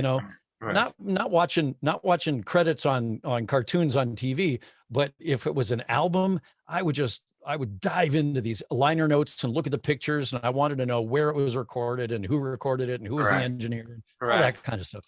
Right. So this guy looked familiar to me, and the name Phillip Proctor was ringing a bell, and then all of a sudden it dawned on me that I thought that this was Phil Proctor, because that's how I knew him, because he didn't go by Philip in Fireside Theater. At least I had no recollection of that. I always knew him as Phil Proctor and Phil Austin, And so I said, wait a second, you're not the Phil Proctor from Fireside Theater, are you? And his grin comes across his face, and he says, yes, I am. And I nearly wet myself because, I mean, I hadn't listened to these albums, in years since college, basically, and played them, I think, a little bit for my kids, but they didn't get it. And, my wife wasn't into that and stuff. So they were just in an album crate. And here I'm standing in the same room with one of the Fireside Theater. It would be the equivalent to me of standing in the same room with Paul McCartney and, and going, wow, are you the Paul McCartney from the Beatles? Yeah. Yes, I am. Oh my God. It would be that sort of thing. That's what it was like. In fact, in the late 60s, when they became really big, they were known as the Beatles of comedy. Right. Okay. Because it was 4 guys, and they were just so far ahead of their time. It was amazing. So anyway, the reason I tell you all that is because Phil, so I worked with Phil that first time out here, then worked with him any number of times after that, come to find out that he certainly lived here, but he was a working actor. He was doing on camera stuff. He was doing TV appearances in episodic TV. He was doing movie roles. He was doing a lot of voiceover work, a lot of comedy stuff. And he was just a working actor. And I didn't know that when I moved out here. So to run into him at studios and stuff, or get to work with him from time to time was always a big treat. Well, when we did The Tick, they hired Phil to do a character on one of the episodes, right? Just an incidental character, or several characters on one of the episodes. And it was such a joy to have him on the show. And after that episode, Art Vitello and I started talking. And that's when we realized that we were both huge Fireside Theater fans from like our high school days. Okay. And I said to him, what we should do? We should see if we could get all 4 of them on the show. And he said, we're going to do it. And he did. And he had all 4 guys come and do, I think 2 or 3 episodes of The Tick. All 4 of them came. Now, Phil Proctor lived here, but the other 3, I'm trying to think, maybe Peter Bergman might have lived here too at the time.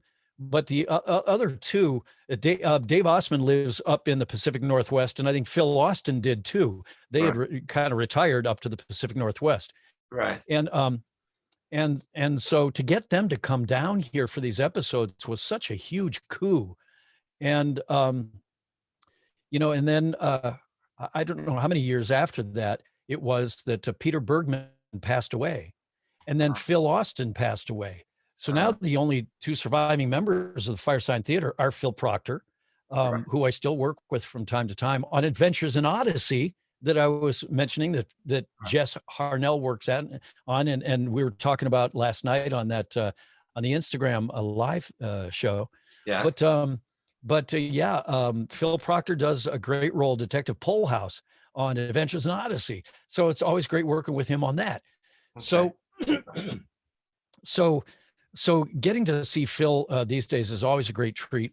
And Dave Ostman is still alive, but he still lives up in the Pacific Northwest, and I don't think he ever comes down to LA anymore. So just out of interest, which episode do you know were they all together on? You know, it's I don't remember the names of them, but it had something to do with the Ottoman Empire. I remember those episodes had to do with the Ottoman Empire. Oh, I can't think of just that. Because I remember there were jokes about Ottoman being a footstool and also the Ottoman Empire. So wasn't Chairface Chippendale? It could have been, although I don't think it was. No. Chairface Chippendale was Tony J. Yeah. And he's no longer with us as well. Oh no. Sadly. Yeah. Okay. Well, check out Firesign Theater, man. I will do. Which of those guys did you work with the most, by the way? Which guys? Out of all the ones that we spoke of, like Paul, Rob, and Maurice, and well, in my career of the cartoons that I've done, it's been Rob. Yeah, I worked with Rob on more shows than any other single actor. Oh, of course, because he was on the Turtles as well, wasn't he? So. Well, and before that, I think the first series that he and I were doing series. We did a series called Wildfire over at Hanna-Barbera together. I think that was the first series that we worked on together. Then we did a series called Saber Rider and the Star Sheriffs that was a show that was a Japanese early anime show that we were revoicing into English here. Right. And Rob played Saber Rider on that, and I was Colt, and Pat Fraley was the I want to see, was it Pat? Yeah, Pat Fraley was the other of the three of us. I can't remember his character's name, but so we did Wildfire, then we did Saber Rider and the Star Sheriffs, then we did I want to say My Little Pony. I think we were on that for a couple episodes together. Then we did a Fraggle Rock. We were both regulars on that. I was Gobo on that. That's Gobo there. That's so cool. And he was Boober. And then out of Fraggle Rock, that's when we got Ninja Turtles. Right. And then so we were on Ninja Turtles for that 10 years together. But then we got The Tick together. And then I had the great pleasure and privilege of working on a number of episodes of Pinky and the Brain.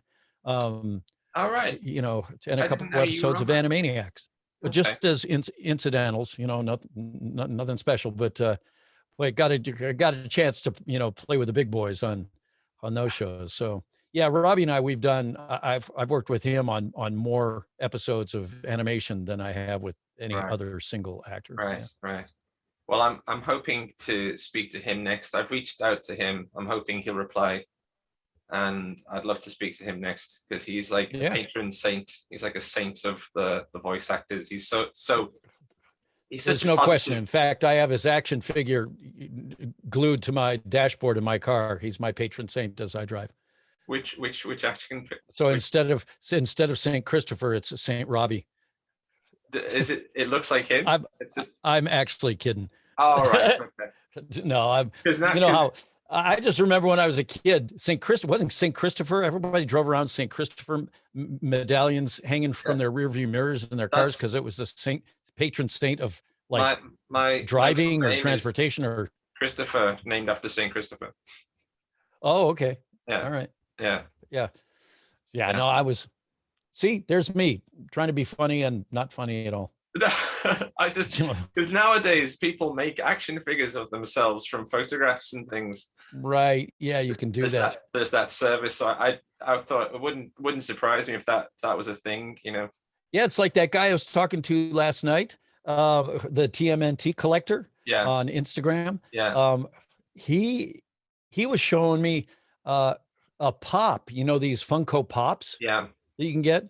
Yeah. A buddy of his actually had a Funko Pop made of him, right, of the TMNT collector. And I was like blown away. I mean, it was a full-on Funko Pop, but it was custom done, custom made. I was like, just blew my mind. I've seen a lot of those custom ones come through Comic-Cons when people will bring them for us to sign. Right. They aren't the ones you can get online or buy in a store. Right. That were custom ones done. I'm like, wow, where did you get this? Well, I had it made for me, and wow, it's awesome, man. It's a little Here, bit let me ruin it with a paint pen. It's a bit over my head, all that stuff. I never quite understood all that Funko Pop obsession. I don't either. Again, as with anything, just like Playmates toys and the Ninja Turtles toys and the Tick toys or any toys for that matter, you know, it's about making money. Yeah. You know, and then having a cartoon to promote it. Well, good for you. Or having the toys to promote the cartoon. Were you given those toys, or did you seek them out? No, you sought them out yourself. Yeah. Yeah. I've had to buy every toy I've gotten, and I had to stop buying the Ninja Turtles toys because after about a season or two, it was out of control, and I already had a couple of trunks full that I had bought, and I thought, I can't keep doing this. I've got no space for this stuff. So I quit buying those. But if anytime like one of my figures would come out, besides Michelangelo, because there were a billion of them, but like when I did Where's Waldo, or when I did the Tick, or, you know, those action figures, I would always make sure I got a couple copies of those that I could just, you know, I could keep a couple that were unopened and unspoiled, just stored away in a trunk in storage. But then I could also have some, you know, that were out on a shelf like this and have so. Right. That's so great. I haven't completed my collection yet. I need to keep going on it. Of what? Of the Tick. Of the Tick. Okay. Yeah, like I said, they weren't available in the UK. You'd have to go to like real specialist stores to get them. Right. Yeah. Right. Yeah. There's a lot of Tick merch out, and you know, and like the Taco Bell, you know, like McDonald's has their Happy Meal and stuff with toys in them and stuff. These guys. There you go. You got the Taco Bell. I had. So show me those close, because so these are ones that I don't have. I don't have that, and I would love it. What's the other one? So you got the. Wait, that wasn't a Taco Bell one, was it? No. I don't know. That was. I don't know what this came with. I don't know. That's hilarious, man. I think it was. I would love to get that. That's hilarious. What's the other one? Was that Chairface Chippendale? There isn't. No. So he does that. Oh, it's a wind up. Yeah. Oh wait, you know what? Maybe I do have that. I think maybe I do have that. I just don't have it out anywhere. And then there's the been a long time since I've seen that. The bomb. Like you close that and then. Is that the Mole King? No, he's not the Mole King, but he looks like that. He is like a mole character. He's sitting on a big bomb. On a big, right? So, a giant cartoon. That's not the evil midnight bomber. What bombs at midnight? No, it's not actually. What character is that? I don't know. I think he's just in the background of Chairface Chippendale's party. Okay, I was going to say, because it reminded me of something from Chairface Chippendale. Yeah. I think they just needed characters to make as soon as possible. So, and they just started slamming them together, huh? And there's Arthur. What's he got? Arthur on a little Italian moped. Little pink scooter. Little pink Vespa. Yeah. And his. That's right. His wings flat, I think. Right. Those are I think those were the wacky wind-ups, weren't they? Yeah. And then they've got those. Sewer urchin and his yellow submarine. Yep. Oh gosh, that was Jess Harnell. Yes, yeah. Yes, he was brilliant as that. He was sort of doing his Rain Man impression. Yeah. Oh, definitely bad. Yeah. And then it got Elseed. And this all these wacky windups. You know, I don't know if I do have these. I'm gonna have to start hitting eBay. Yeah. I think. Gosh. This is one of my favorite episodes. Come along, Arthur. We're on the march. And then I think this was this Taco Bell, this guy, or was it? Yes. That's great. I love that. Yeah. And then this was just the average, the normal. Right. I think that's where I got this one from. 6-inch. Yeah. I don't know which company that was. Yeah, I've got a boatload of Tick stuff in storage that is unopened so I don't even know what I have of the Tick. The stuff that I do have on display here at the house, I've got another bedroom on bookshelves that are built into the wall. It's all Ninja Turtle stuff and the Tick stuff and early stuff from my radio career. Nice. I love seeing that stuff. But my favorite of all of them is this talking Tick. Yeah. That 12-inch. Yeah, I got a bunch of those. I've got probably 4 or 5 of those. You're not selling any, are you?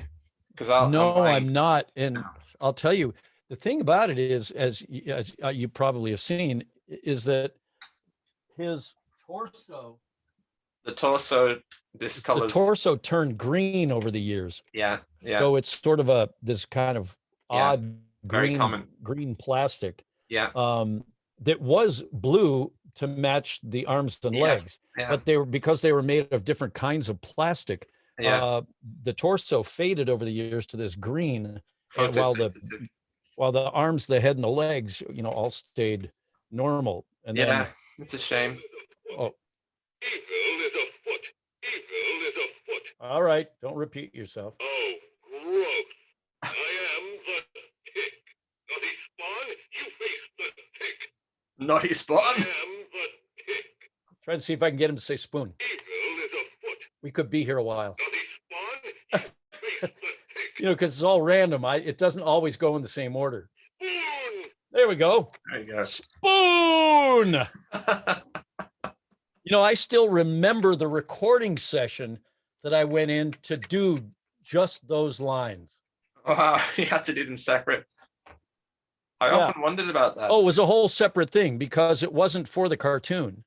Right. It was a recording session to just record the lines for this toy. Right. Yeah, it was crazy. And who picks the lines that he says? I don't know who picked him. Maybe it was Ben Edlund. It could have been. Right. Ben probably likely was Ben, I would guess, between him and the toy company, but and yeah. You've got Usagi Yojimbo at the back there. I'm sorry? You've got Usagi Yojimbo at the back. I do. I've got not only Usagi, but also Rat King. Rat King. So I got the Rat King here. This is not the new NECA one that's out. This was one of the original ones. The OG, yeah. Yeah, the OG, right. And then Usagi Yojimbo, yes. And you did. And I just got a copy. I'm sorry? You did the voice of him. I did the voice of Usagi on the Ninja Turtles. Yeah. There's a new Usagi, I think, cartoon coming out or show on Netflix or Hulu or something. It's an Usagi something that's coming out. Right. And I have nothing to do with that. I mean, I'm not doing the voice on that. Right. But I got to do them on Ninja Turtles. Oh, I just got a copy of what do they call it? Like a recover of an IDW comic of Usagi, of Stan Sakai's Usagi comic. Yes. With in its Usagi, standing just like front and center right there. And then behind him is the Tick about to whack him over the head with a big loaf of bread, or at least it looks like he's about to whack him over the head with a big loaf of bread. But so I got that on. A buddy of mine, turned me onto that, said you can get this on eBay. And so I quickly got my bid in, and was able to get that, because what I would love to do is get Stan Sakai to sign it for me. That's great. So you. Oh, come on, stand up. Don't give me a hard time. Oh, well, that's a little rude. I'm back. Well, did he fall over yet? I want to say sorry about the quality of the painting. I'm very rusty about it. And, hey, no worries, man. Yeah, you start boning up on that again. I'd love to see what you end up doing. Yeah, I've been on I haven't done that for 10 years, so it felt really. Get back to it. You should. Yeah, I'm getting back into it. Yeah, you got the skills. All right. Do it. Well, hopefully one day, I get you and Jess and Rob, Maurice together for a Tick reunion Zoom. Yes. That's my ultimate goal. Did you happen to see the Tick reunion that we did with me and Ben Edlund and no, I didn't.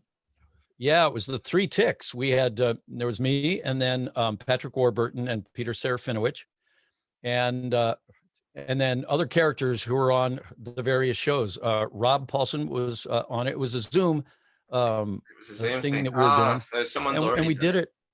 Gosh, you could probably still find it. We did it.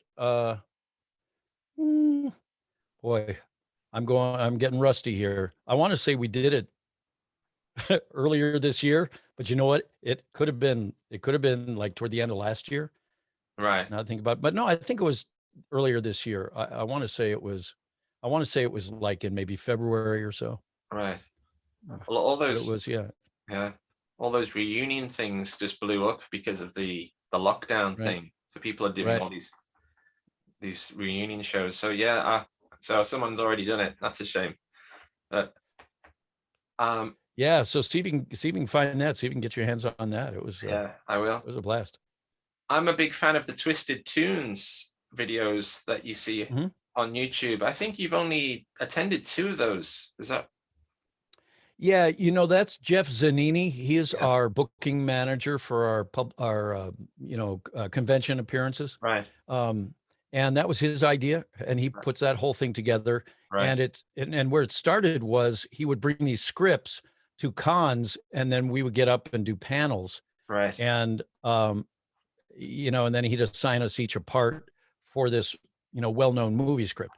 So I did a couple at cons. But to be perfectly honest, I'm like terrible at that, because the really hilarious guys doing those things are the Jess Harnells and the Rob Paulsons and the Phil Lamarches, and Jim Cummings and these guys, who just got a million voices and are great impressionists and are just funny guys off the top, Right. I think Cam and I sort of feel the same way about doing those, and it's kind of not in our wheelhouse. So no. So we let the funny guys be the funny guys and entertain everybody. Right, I get it. No, I understand that. Well, it's I understand that totally, but it's a shame because I scoured YouTube and finally I found 2 that you were on. So I thought he's got to be here somewhere, but I finally found one. Yeah. Anyway, that must be somebody just recording them on their cell phone. Yes. At a con, I would guess. Yeah. Most definitely. Yeah. No. Jeff Zanini puts all those together, and they're very popular when we go and do these cons. They're hilarious. Big hit. Yeah. Billy West. Have you met him? Billy West? Yeah. Oh heavens, yeah. Yeah. He's a great guy. Yeah. Again. But I would say that about probably 99.9% of the folks that I work with, men and women that I work with in the voiceover industry, are just fantastic human beings. They seem for the most part down to earth, and they're just more real. I want to say more real people than the folks I was running into, sort of in the theatrical realm.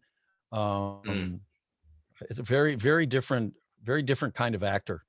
And so, I mean, guys like Billy, and talk about impressions, and hilarious and quick and facile and, you know, monstrously talented. That's Billy. Yeah, Billy's fantastic. Yeah. Is there anything that you would like to plug before we go? I have nothing to plug. No. Okay. I'm not a plugger. No, okay. I'm not that active on social media. So, I mean, I do have a Facebook account, and I used to post a lot more than I do these days. I've sort of pulled back from most social media just because, just for my own mental health. It was too much of a time suck, you know. Right. And so I'm better off basically without it.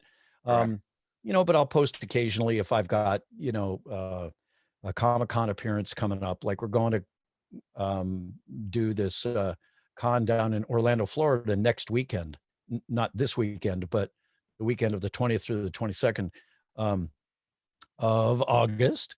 And yeah, we're going to be down there at Fanboy Expo in Orlando. So, you know, so I'll mention those kinds of things on Instagram or on Facebook or something. But other than that, I have a Twitter account, and I've got probably 6 followers, if that. You know, I just never tweet. And if I do retweet anything, it's about SpaceX and their crazy Starship program going on down in Boca Chica, Texas, which I'm a huge fan of. I mean, that's what occupies much of my time these days, is me wanting to go to Mars. So yeah, I'm just blown away because I think we're witnessing history in such a huge proportion right now with what's going on down in Boca Chica, Texas, with this Starship program. It would be like watching the birth of the Apollo program. You know, back in 1967, and then following it, or 64 or whatever, and then following it up to the point where they actually launch guys to the moon in 1969. You know, that's what this is. Do you think that's Elon Musk? He's building a rocket ship that is the tallest, biggest, fattest, most powerful rocket ever in history. Down there, you know, right on the Gulf Coast, on the Mexico border, just inside of Texas, you know, and it's fascinating to me. I can't get enough of it. So that's what I spend my days, you know, a lot of my time doing is just watching all that is going into that. It's just how soon before we land on Mars do you think then?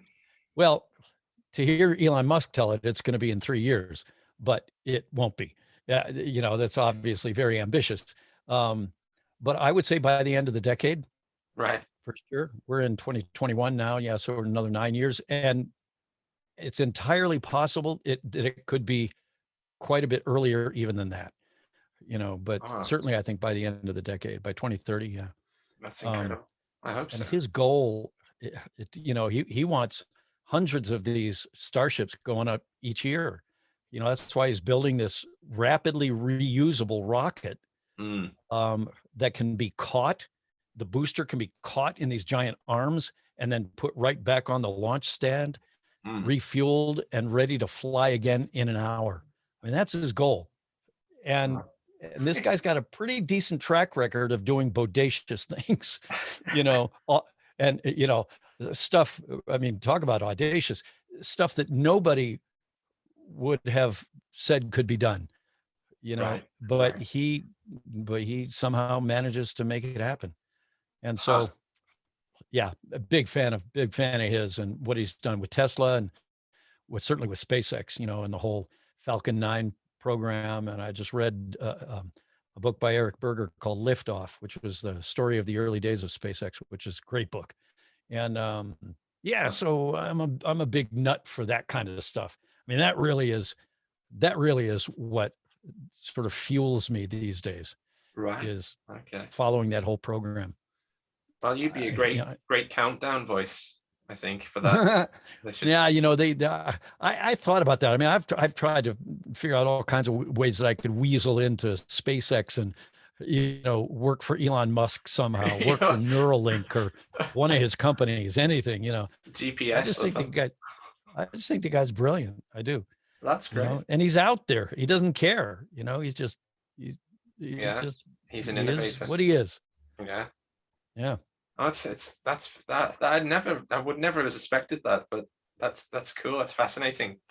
Yeah. I think that's a good thing that the fans don't know about you, probably. Yeah, well, it's a thing that really lights my fuse more than anything right now. Is Well, the whole SpaceX thing. It's hopeful, and it's not a downer. We're surrounded by Yes, thank you. Yeah. Which is because there's so much coolness about it, Yeah. and it's progressing at such an amazingly rapid pace. Yeah. You know what he's got going on down there in Boca Chica. I mean, this facility that he has basically built from scratch on just bare land, you know, right on the Gulf. In the last, I mean, he's had the property for probably 10 years or so, but it's really only gotten going in like the last 2 or 3 years, you know, and they've only, I mean, they didn't shoot up their first prototype of a little, you know, the Starhopper until 2 years ago. That was just 2 years ago. And now they're actually stacking this thing, getting ready for a full orbital test flight sometime by the end of the year. Wow. It's fast. I mean, they just stacked the Starship on top of the booster last week for the first time, just for a fit test to make sure that it all fit properly and the way everything worked the way they had hoped it would. It did. So then they didn't dismantle it, but just took Starship off of it.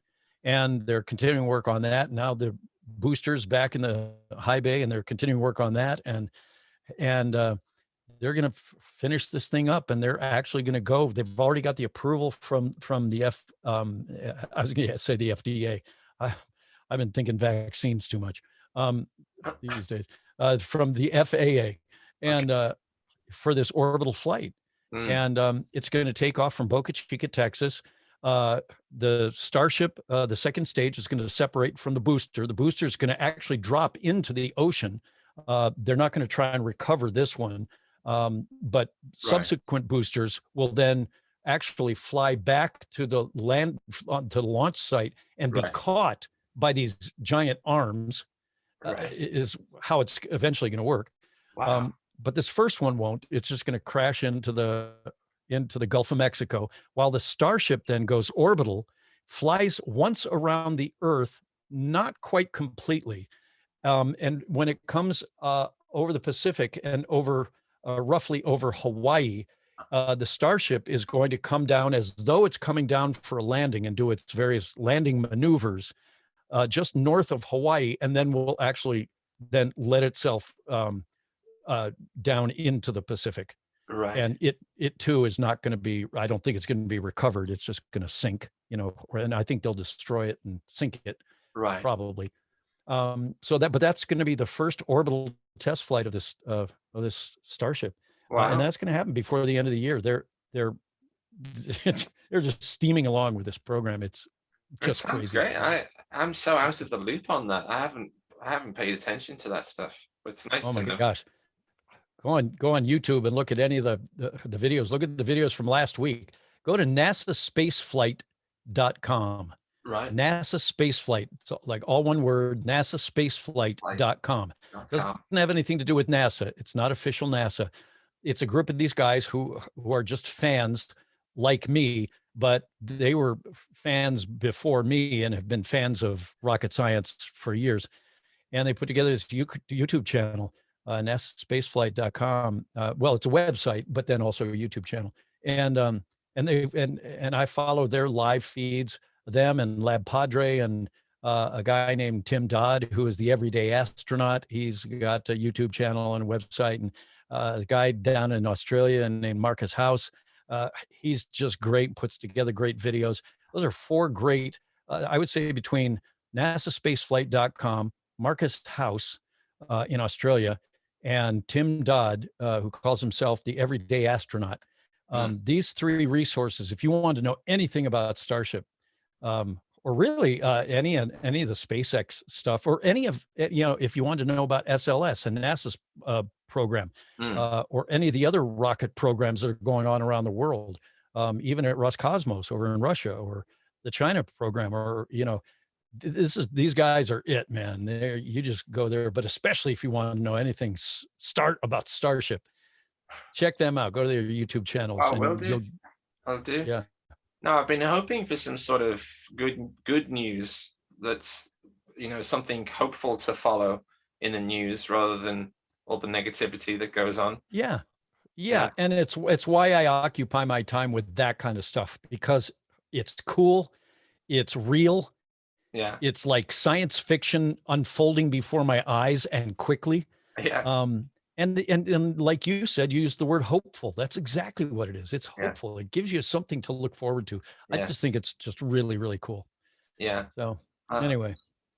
Well, space is plateaued on space stations and things. I've been hungry for space exploration. We need to get out.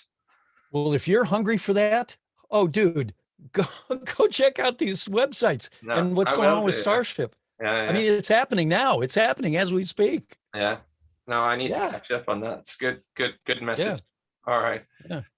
All right, brother.